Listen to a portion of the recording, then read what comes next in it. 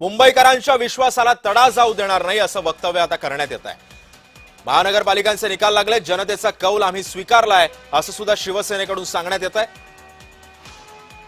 जिथे महायुती म्हणून लढलो तिथेच महापौर महायुतीचाच बसणार असं सुद्धा आता शिंदेंच्या शिवसेनेकडून सांगण्यात येत आहे।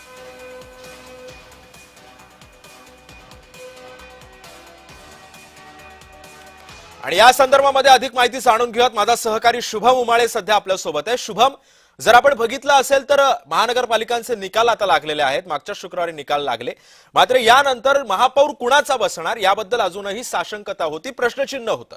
भाजप म्हणते आमचा महापौर बसणार, आता गेल्या काही दिवसांपासून अशी चर्चा आहे की शिवसेना म्हणते आमचा महापौर बसणार। नेमकं आता होणार काय? महायुतीचा महापौर बसणार आहे की भाजपचा बसणार की शिवसेनेचा बसणार आहे, काय माहिती आहे?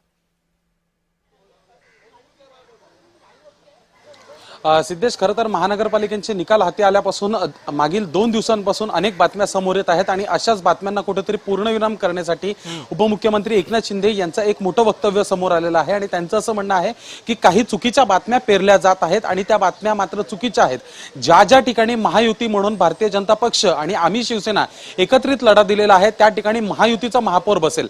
काही दिवसांनी दावोसवरनं मुख्यमंत्री देवेंद्र फडणवीस दावोस दौऱ्यावर गेलेले, तिकडनं आल्यानंतर दोघांमध्ये बैठक होईल आणि मुंबई असेल किंवा इतर महानगरपालिका ज्या ठिकाणी महायुतीला कौल देण्यात आलेला आहे त्याबद्दलचा निर्णय आम्ही सोबत घेणार अशा पद्धतीने देखील ऐकायला मिळत आहे। इतकंच नव्हे तर मुंबईकरांच्या विश्वासाला आम्ही तडा जाऊ देणार नाही।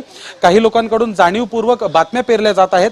जनतेने जो महायुतीला कौल दिलेला आहे तो आम्ही स्वीकारलेला आहे, मग तो भरी भारतीय जनता पक्ष यांना 90 जागा मिळणं असो की एकनाथ शिंदे यांच्या पक्षाला 29 जागा मिळणं असो, हे आम्ही स्वीकारलेलं आहे असं देखील उपमुख्यमंत्री एकनाथ शिंदे यांच्याकडून स्पष्ट करण्यात आलेलं आहे। आणि त्याचप्रमाणे जी आहे पुढची राजकीय वाटचाल महानगरपालिकेची जी असणार आहे 5 वर्षाची, ती देखील तशाच पद्धतीने रणनीती ठरवली जाणार आहे। अनेकदा अशा बातम्या समोर येताना दिसून आल्या होत्या सिद्धेश की उपमुख्यमंत्री एकनाथ शिंदे हे उद्धव ठाकरेंसोबत विलिनीकरण करणार का आणि महापौर हा ठाकरे बंधूंचा आणि शिंदेंचा असणार का, अशा चर्चा होत होत्या। अशा सगळ्या चर्चांना जो आहे आता पूर्णविराम मिळालेला आहे।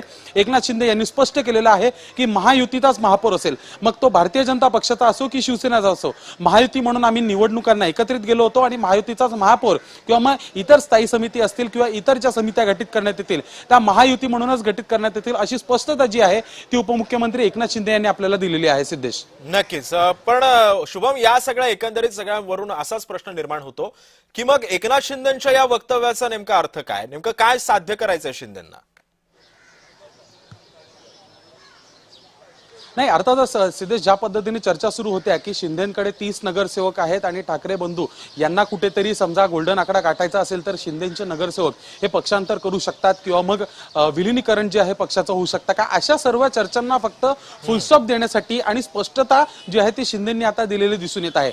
वेगवेगळ्या आघाड्या आपल्याला दिसून येत आहेत। पुण्यामध्ये जसं की पवार काका पुतणे एकत्र आलेले दिसून आले, असं कुठेतरी महानगरपालिका क्षेत्रावर स्थानिक राजकारणासाठी शिंदे आणि उद्धव ठाकरे एकत्रित येतात का, याच्यासाठीचं हे उत्तर मानलं जात आहे। आणि त्याचं उत्तर असं आहे की ठाकरेंसोबत जाणार नाहीत, शिंदेही जाणार नाही, त्या ठाकरेही सोबत घेणार नाही, पण शिंदेची भूमिका अशी आहे महायुती म्हणून आम्ही एकत्र जाऊयात, महायुती म्हणून भारतीय जनता पक्ष आणि शिवसेना एकत्र जाईल असं त्यांचं म्हणणं आहे। सिद्धेश, नक्कीच शुभम, त्यामुळे आता येत्या काळामध्ये नेमकं काय होतं आणि काय काय घडामोडी आपल्याला राजकारणामध्ये पाहायला मिळतात हे सुद्धा पाहणं महत्त्वाचं ठरणार आहे। धन्यवाद तू दिलेल्या सविस्तर माहितीबद्दल।